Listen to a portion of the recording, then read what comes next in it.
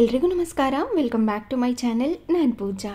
ಇವತ್ತು ಶನಿವಾರ ಬೆಳಿಗ್ಗೆಯಿಂದನೇ ವ್ಲಾಗ್ನ ಸ್ಟಾರ್ಟ್ ಮಾಡ್ತಾ ಇದ್ದೀನಿ. ವಾಟರ್ ಫಿಲ್ಟರಲ್ಲಿ ಸಣ್ಣದಾಗಿ ನೀರು ಬರೋದಕ್ಕೆ ಸ್ಟಾರ್ಟ್ ಆಗಿತ್ತು. ಸೊ ಹಾಗಾಗಿ ಫಿಲ್ಟರ್ನು ಕೂಡ ಚೇಂಜ್ ಮಾಡಬೇಕಾಗಿತ್ತು. ಅದಕ್ಕೂ ಕೂಡ ಬುಕ್ ಮಾಡ್ಕೊಂಡಿದ್ದೆ, ಅದು ಕೂಡ ಬಂದಿತ್ತು. ಅದನ್ನೆಲ್ಲ ಚೇಂಜ್ ಮಾಡಿದ್ದಾಯಿತು. ಇನ್ನು ಸಿಂಪಲಾಗಿ ಬ್ರೆಡ್ ಟೋಸ್ಟ್ ಮಾಡಿಕೊಂಡು ಇನ್ನು ಬೆಳಗಿನ ತಿಂಡಿಗೋಸ್ಕರ ಅಂತ ಕ್ಯಾಪ್ಸಿಕಮ್ ಆಲೂಗಡ್ಡೆ ಬಾತ್ ಸಹ ಮಾಡಿದ್ದೆ. ಆ ರೆಸಿಪಿ ಸಹ ಶೇರ್ ಮಾಡ್ತೀನಿ. ವಿಡಿಯೋನ ಎಲ್ಲೂ ಕೂಡ ಸ್ಕಿಪ್ ಮಾಡಿದೆ ನೋಡಿ. ಇನ್ ಕೇಸ್ ಈ ವಿಡಿಯೋ ಏನಾದರೂ ಇಷ್ಟ ಆದರೆ ಪ್ಲೀಸ್ ಒಂದು ಲೈಕ್ ಮಾಡಿ, ಹಾಗೆ ನಿಮ್ಮ ಫ್ರೆಂಡ್ಸ್ ಆ್ಯಂಡ್ ಫ್ಯಾಮಿಲಿಗೆಲ್ಲ ಈ ವಿಡಿಯೋನ ಶೇರ್ ಮಾಡಿ. ಅದಕ್ಕಿಂತ ಮುಂಚೆ ಒಂದು ಪುಟ್ಟದಾಗಿರುವಂಥ ರಂಗೋಲಿ ಡಿಸೈನ್ನ ನೋಡ್ಕೊಂಡು ಬನ್ನಿ.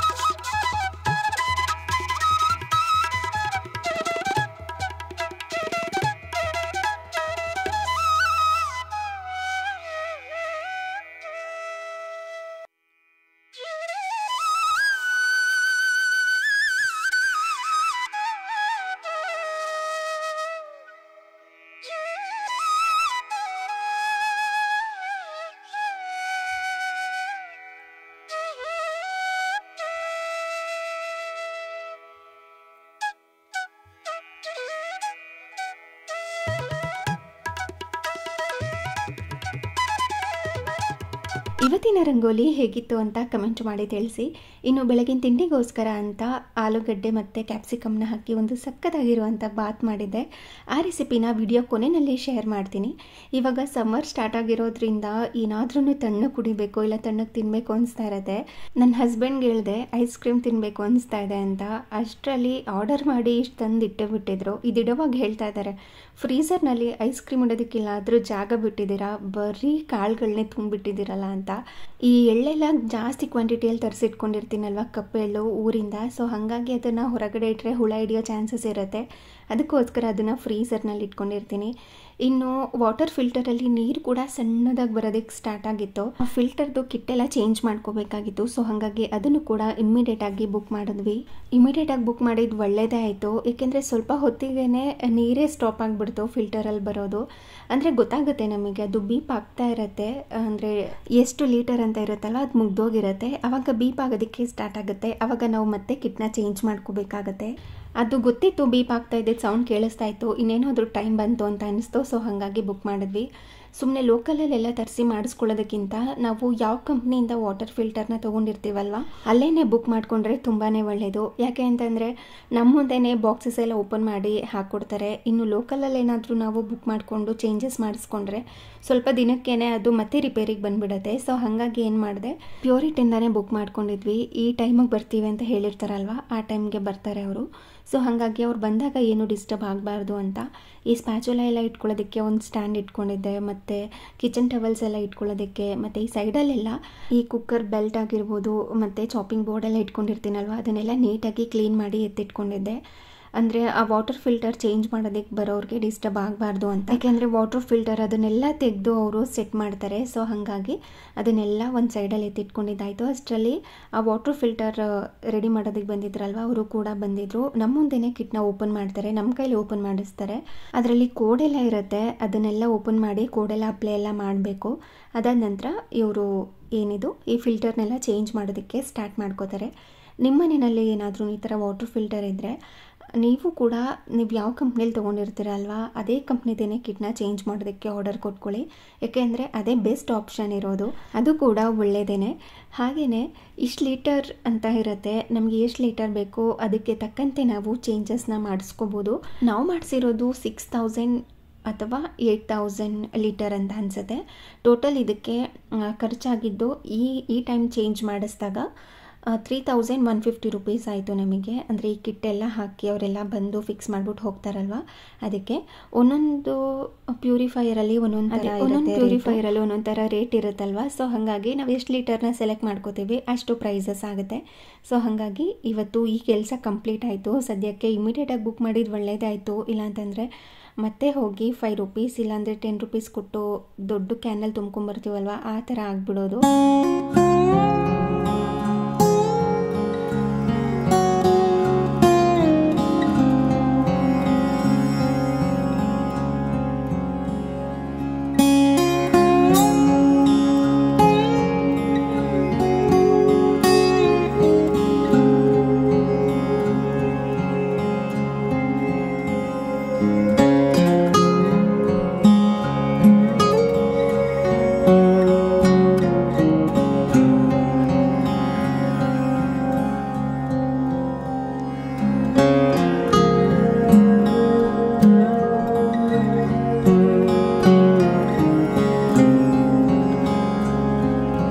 ಬಂದು ಫಿಕ್ಸ್ ಮಾಡಿ ಹೋಗಿದ್ದಾಯಿತು.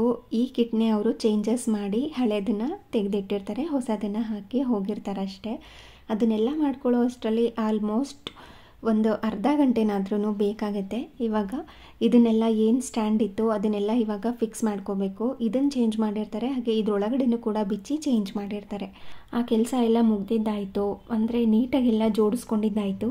ಇನ್ನು ಈವ್ನಿಂಗ್ ಸ್ನ್ಯಾಕ್ಸ್ಗೋಸ್ಕರ ಅಂತ ಬ್ರೆಡ್ ಟೋಸ್ಟ್ನ ಮಾಡ್ತಾಯಿದ್ದೀನಿ. ಈ ಥರ ಮಾಡಿಕೊಂಡ್ರೆ ಎಲ್ಲ ತರಕಾರಿನೂ ಹಾಕಿ ಮಾಡ್ಕೊಂಡಿರ್ತೀವ, ಆರೋಗ್ಯಕ್ಕೂ ಕೂಡ ತುಂಬಾ ಒಳ್ಳೆಯದು, ಜಾಸ್ತಿ ಎಣ್ಣೆ ಬೆಳೆಸಿರೋದಿಲ್ಲ, ಹಾಗೆ ಈಸಿಯಾಗೂ ಕೂಡ ಮಾಡ್ಕೋಬೋದು. ಟೇಸ್ಟ್ ಕೂಡ ತುಂಬಾ ಚೆನ್ನಾಗಿರುತ್ತೆ. ನೀವು ಯಾವ ಬ್ರೆಡ್ನ ಬಳಸ್ಕೋತೀರಾ ಅನ್ನೋದ್ರ ಮೇಲೆ ಡಿಪೆಂಡ್ ಆಗಿರುತ್ತೆ ಅಷ್ಟೇ. ಅಂದರೆ ವೈಟ್ ಬ್ರೆಡ್ ಆದ್ರೂ ಬಳಸ್ಕೋಬೋದು, ಇಲ್ಲ ಸ್ಯಾಂಡ್ವಿಚ್ ಬ್ರೆಡ್ ಆದ್ರೂ ಬಳಸ್ಕೋಬೋದು, ಇನ್ನು ಹೈ ಪ್ರೋಟೀನ್ ಬ್ರೆಡ್ ಆದ್ರೂ ಬಳಸ್ಕೋಬೋದು, ಇಲ್ಲ ಹೋಲ್ ವೀಟ್ ಬ್ರೆಡ್ ಆದ್ರೂ ಬಳಸ್ಕೋಬೋದು. ಹೆಲ್ತ್ ಕಾನ್ಷಿಯಸ್ ಜಾಸ್ತಿ ಇದ್ದರೆ ಈ ಪ್ರೋಟೀನ್ ಬ್ರೆಡ್ ಬರುತ್ತೆ, ಹಾಗೆಯೇ ಇವು ಹೋಲ್ ವೀಟ್ ಬ್ರೆಡ್ ಬರುತ್ತಲ್ವ ಅದನ್ನು ಬಳಸ್ಕೋಬೋದು. ನಾರ್ಮಲಾಗಿ ಬ್ರೆಡ್ ಟೋಸ್ಟ್ ಇಲ್ಲ ವೈಟ್ ಬ್ರೆಡ್ಡಲ್ಲಿ ಮಾಡಿದ್ರೇ ರುಚಿ ಬರೋದು. ಈ ಬೇಕ್ರಿಗಳಲ್ಲೆಲ್ಲ ಸಿಗುತ್ತಲ್ವ ಆ ವೈಟ್ ಕಲರ್ ಬ್ರೆಡ್, ನಮ್ಮನೇನಲ್ಲೂ ಅದೇ ಇಷ್ಟ. ಆದರೆ ಇವತ್ತು ಪ್ರೋಟೀನ್ ಬ್ರೆಡ್ನ ಬಳಸ್ಕೊಂಡು ಮಾಡ್ತಾಯಿದ್ದೀನಿ, ತುಂಬ ರುಚಿಯಾಗಿ ಬಂದಿತ್ತು. ಆದರೆ ಇದಕ್ಕೂ ಅದಕ್ಕೂ ಹೋಲಿಸ್ಕೊಂಡ್ರೆ ಅದೇ ಯಾಕೋ ಚೆನ್ನಾಗಿರುತ್ತೆ ಅಂತ ಅನಿಸುತ್ತೆ. ಇವಾಗ ಅದೆಲ್ಲ ರೆಡಿ ಮಾಡ್ಕೊಂಡಿದ್ದಾಯಿತು ಸ್ಟಫಿಂಗ್ನ. ಇವಾಗ ಇನ್ನೊಂದು ಸೈಡಲ್ಲಿ ಬೆಣ್ಣೆನ ಬಿಸಿ ಮಾಡಿಕೊಂಡು ಅಥವಾ ತುಪ್ಪನ ಹಾಕ್ಕೊಂಡು ಟೋಸ್ಟ್ ಮಾಡ್ಕೋಬೋದು. ನಾನು ಸ್ವಲ್ಪ ಎರಡೂ ಸೈಡು ಬಿಸಿ ಮಾಡ್ಕೋತೀನಿ, ಹಾಗಾಗಿ ಬೆಣ್ಣೆನ ಬಳಸ್ಕೊತಾ ಇದ್ದೀನಿ. ಬ್ರೆಡ್ನ ಇಟ್ಟು ಎರಡೂ ಸೈಡು ಕೂಡ ಸ್ವಲ್ಪ ಬಿಸಿ ಮಾಡಿಕೊಂಡು ಮಧ್ಯದಲ್ಲಿ ಏನು ಸ್ಟಫಿಂಗ್ ಮಾಡಿ ಇಟ್ಕೊಂಡಿದ್ವಿ ಅದನ್ನು ಸ್ಟಫ್ ಮಾಡ್ಕೊಳ್ಳೋದು. ಸ್ವಲ್ಪ ಜಾಸ್ತಿನೇ ಸ್ಟಫಿಂಗ್ನ ಹಾಕ್ಕೊಂಡಿರ್ತೀನಿ, ಏಕೆಂದರೆ ಸಣ್ಣದಾಗಿ ಹೊಟ್ಟೆ ಹಸಿ ಸ್ಟಾರ್ಟ್ ಆಗಿರುತ್ತೆ, ಈವ್ನಿಂಗ್ ಆದರೆ ಸಾಕು. ಅದಕ್ಕೋಸ್ಕರ ಹೊಟ್ಟೆನಾದ್ರೂ ಚೆನ್ನಾಗಿ ತುಂಬಲಿ ಅನ್ನೋ ಕಾರಣಕ್ಕೋಸ್ಕರ ಜಾಸ್ತಿ ಸ್ಟಫಿಂಗ್ನ ಮಾಡಿ ಜಾಸ್ತಿ ಹಾಕ್ಕೋತೀನಿ. ಸ್ಟಫಿಂಗ್ ಜಾಸ್ತಿ ಇದ್ದಷ್ಟು ರುಚಿ ಜಾಸ್ತಿ ಇರುತ್ತೆ ಅಲ್ವಾ, ಹಾಗಾಗಿ. ಹಾಗೆ ಇನ್ನೊಂದು ಸೈಡಲ್ಲಿ ಬಿಸಿ ಬಿಸಿಯಾಗಿ ಏಲಕ್ಕಿ ಟೀ ಸಹ ಮಾಡ್ಕೊಳ್ಳೋದಕ್ಕೆ ರೆಡಿ ಮಾಡ್ಕೊಳ್ತಾ ಇದ್ದೆ. ಅದು ಕೂಡ ಕುದಿಲಿಕ್ಕೆ ಸ್ಟಾರ್ಟ್ ಆಗಿತ್ತು.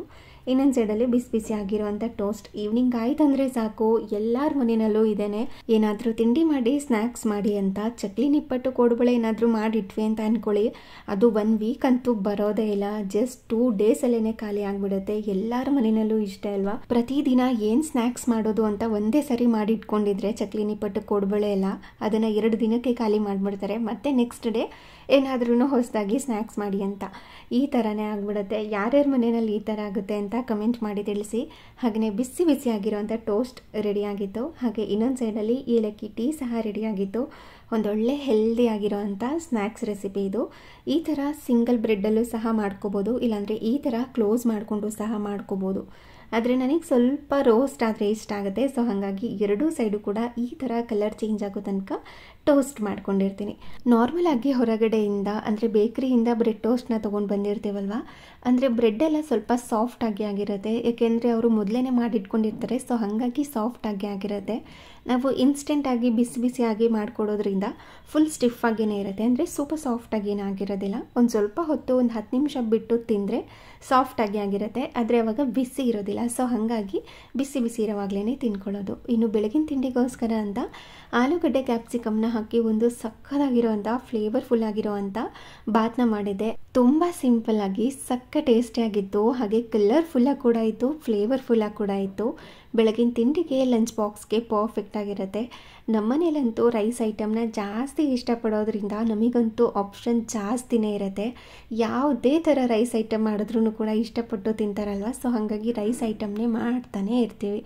ನೋಡಿ ಎಷ್ಟು ಕಲರ್ಫುಲ್ಲಾಗಿ ಎಷ್ಟು ಫ್ಲೇವರ್ಫುಲ್ ಆಗಿತ್ತು. ನೀವು ಕೂಡ ಒಮ್ಮೆ ಟ್ರೈ ಮಾಡಿ ನೋಡಿ, ನಿಮಗೂ ಕೂಡ ಇಷ್ಟ ಆಗ್ಬೋದು. ಇದಕ್ಕೆ ಚಟ್ನಿಗಿಂತ ಮೊಸರು ಬಜ್ಜಿ ಪರ್ಫೆಕ್ಟ್ ಕಾಂಬಿನೇಷನ್. ಇದನ್ನು ಮಾಡ್ಕೊಳ್ಳೋದಕ್ಕೆ ಮೊದಲಿಗೆ ಕೆಲವೊಂದಷ್ಟು ಮಸಾಲ ಪದಾರ್ಥಗಳನ್ನ ಫ್ರೈ ಮಾಡಿಕೊಂಡು ರುಬ್ಕೋಬೇಕು. ಅದಕ್ಕೋಸ್ಕರ ಒಂದು ಪ್ಯಾನ್ ಬಿಸಿ ಮಾಡಲಿಕ್ಕೆ ಇಟ್ಕೊಂಡು 1-2 ಸ್ಪೂನಷ್ಟು ಎಣ್ಣೆನ ಹಾಕ್ಕೊಂಡಿದ್ದೀನಿ, ಅಥವಾ 1 ಸ್ಪೂನಷ್ಟು ಎಣ್ಣೆನ ಹಾಕಿ ಅದು ಕಾದ ನಂತರ ಸಿಪ್ಪೆ ತೆಗೆದಿಟ್ಕೊಂಡಿರುವಂಥ ಬೆಳ್ಳುಳ್ಳಿ, ಶುಂಠಿ, ಹಾಗೆ ಸ್ವಲ್ಪ ಧನಿಯಾ, ಸ್ವಲ್ಪ ಜೀರಿಗೆನ ಸೇರಿಸಿ ಚಕ್ಕೆ, ಲವಂಗ, ಏಲಕ್ಕಿ, ಕಲ್ಲು ಹೂವನ್ನ ಸೇರಿಸ್ಕೊಂಡಿದ್ದೀನಿ. ಹಾಗೆಯೇ ಸ್ವಲ್ಪ ಬ್ಯಾಡಗಿ ಮೆಣಸಿನಕಾಯಿ ಕಲರ್ಗೋಸ್ಕರ, ಇನ್ನು ಖಾರಕ್ಕೋಸ್ಕರ ಅಂತ ಗುಂಟೂರು ಮೆಣಸಿನಕಾಯಿ, ಸ್ವಲ್ಪ ಕರಿಬೇವಿನ ಸೊಪ್ಪು, ಸ್ವಲ್ಪ ತೆಂಗಿನಕಾಯಿ ತುರಿನ ಸೇರಿಸ್ಕೋಬೋದು, ಅಥವಾ ಕಟ್ ಮಾಡಿ ಆದ್ರೂ ಸೇರಿಸ್ಕೊಂಡು ಇದನ್ನು ಸ್ವಲ್ಪ ಹೊತ್ತು ಚೆನ್ನಾಗಿ ಮಿಕ್ಸ್ ಮಾಡಿಕೊಂಡು ಫ್ರೈ ಮಾಡ್ಕೋಬೇಕು. ಆಲ್ರೆಡಿ ಇದನ್ನೆಲ್ಲ ಹಾಕ್ಕೊಳ್ಳೋ ಅಷ್ಟರಲ್ಲಿ ಫ್ರೈ ಆಗೋದಕ್ಕೆ ಸ್ಟಾರ್ಟ್ ಆಗಿತ್ತು. ಸೊ ಹಾಗಾಗಿ ಇನ್ನೊಂದು ಸ್ವಲ್ಪ ಹೊತ್ತು ಫ್ರೈ ಮಾಡಿಕೊಂಡು ಇದನ್ನು ಕಂಪ್ಲೀಟಾಗಿ ಕೋಲಾದ ನಂತರ ಮಿಕ್ಸಿ ಜಾರ್ಗೆ ಹಾಕಿ ಸ್ಮೂತಾಗಿ ಪೇಸ್ಟ್ ಮಾಡ್ಕೋಬೇಕು.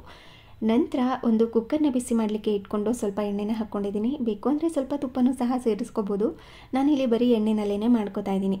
ನಂತರ ಅದಕ್ಕೆ 1 ಸ್ಟಾರ್ ಫ್ಲವರ್, ಹಾಗೆಯೇ 1 ಪುಲಾವ್ ಎಲೆನ ಕಟ್ ಮಾಡಿ ಸೇರಿಸ್ಕೊಂಡು, ಅದಾದ ನಂತರ ಸಣ್ಣದಾಗಿ ಉದ್ದುದಾಗಿ ಈರುಳ್ಳಿನ ಕಟ್ ಮಾಡಿಕೊಂಡು ಸೇರಿಸ್ಕೊಂಡಿದ್ದೀನಿ. ಇದನ್ನು ಜಸ್ಟ್ 1 ಟೈಮಿಗೆ ಮಾಡ್ಕೊಳ್ತಾ ಇರೋದ್ರಿಂದ 1 ಚಿಕ್ಕ ಈರುಳ್ಳಿನ ಈ ಥರ ಸಣ್ಣದಾಗಿ ಉದ್ದುದಾಗಿ ಕಟ್ ಮಾಡಿ ಸೇರಿಸ್ಕೊಂಡು ಇದನ್ನು ಈ ಥರ ಕಲರ್ ಚೇಂಜ್ ಆಗೋ ತನಕ ಫ್ರೈ ಮಾಡ್ಕೊಂಡಿದ್ದೀನಿ. ನಂತರ ಅದಕ್ಕೆ ಪುದೀನ ಸೊಪ್ಪು ಹಾಗೆಯೇ ಸ್ವಲ್ಪ ಕೊತ್ತಂಬರಿ ಸೊಪ್ಪನ್ನು ಹಾಕಿ ಮತ್ತು ಇದನ್ನು ಸ್ವಲ್ಪ ಹೊತ್ತು ಮಿಕ್ಸ್ ಮಾಡಿಕೊಂಡು ಫ್ರೈ ಮಾಡ್ಕೋಬೇಕು. ಎಣ್ಣೆಯಲ್ಲಿ ಫ್ರೈ ಮಾಡಿಕೊಂಡ್ರೆ ಒಂಥರ ಟೇಸ್ಟ್ ಇರುತ್ತೆ, ಕೊನೆಯಲ್ಲಿ ಹಾಕ್ಕೊಂಡ್ರೆ ಒಂಥರ ಟೇಸ್ಟ್ ಇರುತ್ತೆ. ಆದರೆ ಈ ಥರ ಮಾಡ್ಕೊಂಡ್ರೆ ರುಚಿ ಜಾಸ್ತಿ ಬರೋದು. ನಂತರ ಅದಕ್ಕೆ ಕಟ್ ಮಾಡಿ ಇಟ್ಕೊಂಡಿರುವಂಥ 1 ಕಪ್ನಷ್ಟು ಕ್ಯಾಪ್ಸಿಕಮ್, ಹಾಗೆ 1 ಕಪ್ನಷ್ಟು ಸಿಪ್ಪೆ ತೆಗೆದಿಟ್ಕೊಂಡಿರುವಂಥ ಆಲೂಗಡ್ಡೆನ ಕಟ್ ಮಾಡಿ ಸೇರಿಸ್ಕೊಂಡಿದ್ದೀನಿ. ನಂತರ ಇದನ್ನು ಎಣ್ಣೆನಲ್ಲೇ ಸ್ವಲ್ಪ ಹೊತ್ತು ಮಿಕ್ಸ್ ಮಾಡ್ಕೊಳ್ತಾ ಬಾಡಿಸ್ಕೋಬೇಕು. ಅದಾದ ನಂತರ 1 ಹುಳಿ ಟೊಮ್ಯಾಟೊನ ಈ ಥರ ಕಟ್ ಮಾಡಿ ಸೇರಿಸ್ಕೊಂಡು ಸ್ವಲ್ಪ ಕಲ್ಲುಪ್ಪನ್ನ ಸೇರಿಸ್ಕೊಂಡು ನಂತರ ಚಿಟಿಕೆಯಷ್ಟು ಅರಿಶಿನ ಪುಡಿನ ಹಾಕಿ ಮತ್ತು ಇದನ್ನು ಚೆನ್ನಾಗಿ ಮಿಕ್ಸ್ ಮಾಡಿಕೊಂಡು ಫ್ರೈ ಮಾಡ್ಕೋಬೇಕು.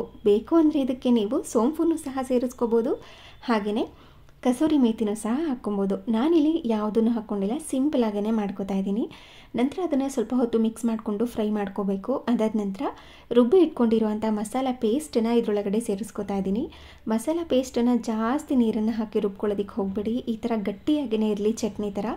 ಮಸಾಲ ಪೇಸ್ಟನ್ನು ಹಾಕಿದ ಮೇಲೆ ಮತ್ತೆ ಇದನ್ನು ಚೆನ್ನಾಗಿ ಮಿಕ್ಸ್ ಮಾಡಿಕೊಂಡು ಫ್ರೈ ಮಾಡ್ಕೋಬೇಕು. ಅದಾದ ನಂತರ 1 ಕಪ್ನಷ್ಟು ಅಕ್ಕಿಗೆ 2 ಕಪ್ನಷ್ಟು ನೀರನ್ನು ಸೇರಿಸ್ಕೊಳ್ತಾ ಇದ್ದೀನಿ. ನೀವು ಯಾವ ಅಕ್ಕಿನ ಬಳಸ್ಕೋತೀರ ಅನ್ನೋದ್ರ ಮೇಲೆ ಡಿಪೆಂಡ್ ಆಗಿರುತ್ತೆ, ನೋಡಿಕೊಂಡು ಸೇರಿಸ್ಕೊಳ್ಳಿ. ನಂತರ ರುಚಿಗೆ ತಕ್ಕಷ್ಟು ಉಪ್ಪನ್ನು ಹಾಕ್ಕೋಬೇಕು. ಆಲ್ರೆಡಿ ಈ ಆಲೂಗಡ್ಡೆ ಮತ್ತು ಕ್ಯಾಪ್ಸಿಕಮ್ನ ಹಾಕ್ಕೊಂಡಿದ್ದಾಗಲೂ ಕೂಡ ಹಾಕ್ಕೊಂಡಿರ್ತೀವಿ. ಈ ಹಂತದಲ್ಲಿ ನೋಡ್ಕೊಂಡು ಸೇರಿಸಿ ಚೆನ್ನಾಗಿ ಇದನ್ನು ಮಿಕ್ಸ್ ಮಾಡಿಕೊಂಡು ಕುದಿಸ್ಕೋಬೇಕು. ಈ ಥರ ಕುದಿಯೋ ಹಂತದಲ್ಲಿ ನೆನೆಸಿಟ್ಕೊಂಡಿರೋಂಥ ಅಕ್ಕಿನ ಸೇರಿಸ್ಕೊಂಡು ಇನ್ನೊಮ್ಮೆ ಚೆನ್ನಾಗಿ ಮಿಕ್ಸ್ ಮಾಡ್ಕೋಬೇಕು. ಕೊನೆಯಲ್ಲಿ ಬೇಕು ಅಂದರೆ 1 ಸ್ಪೂನಷ್ಟು ತುಪ್ಪನ ಹಾಕ್ಕೋಬೋದು, ಇಲ್ಲಾಂದರೆ ಸ್ಕಿಪ್ ಮಾಡ್ಕೋಬೋದು. ಈ ಥರ ಕುದಿಯೋ ಹಂತದಲ್ಲಿ ಕುಕ್ಕರ್ ಲಿಡ್ನ ಕ್ಲೋಸ್ ಮಾಡಿ 2 ವಿಷಲಷ್ಟು ಕೂಗಿಸ್ಕೊಂಡ್ರೆ ಸಕ್ಕ ಟೇಸ್ಟಿಯಾಗಿ ತುಂಬ ಸಿಂಪಲಾಗಿ ಮಾಡ್ಕೊಳ್ಳುವಂಥ ಆಲೂಗಡ್ಡೆ ಕ್ಯಾಪ್ಸಿಕಮ್ ಬಾತ್ ರೆಡಿ ಆಗಿರುತ್ತೆ. ಇದನ್ನು ಒಮ್ಮೆ ನೀವು ಕೂಡ ಟ್ರೈ ಮಾಡಿ ಹೇಗೆ ಬಂತು ಅಂತ ಕಮೆಂಟ್ ಮಾಡಿ ತಿಳಿಸಿ. ಹಾಗೆ ಇದಾಗಿತ್ತು ಇವತ್ತಿನ ವಿಡಿಯೋ. ಈ ವಿಡಿಯೋ ನಿಮಗೆ ಸ್ವಲ್ಪನಾದ್ರೂ ಇಷ್ಟ ಆಗಿದ್ದರೆ, ಯೂಸ್ಫುಲ್ ಅನಿಸಿದ್ರೆ ಪ್ಲೀಸ್ ಒಂದು ಲೈಕ್ ಮಾಡಿ ಹಾಗೆ ಶೇರ್ ಮಾಡಿ. Thank you.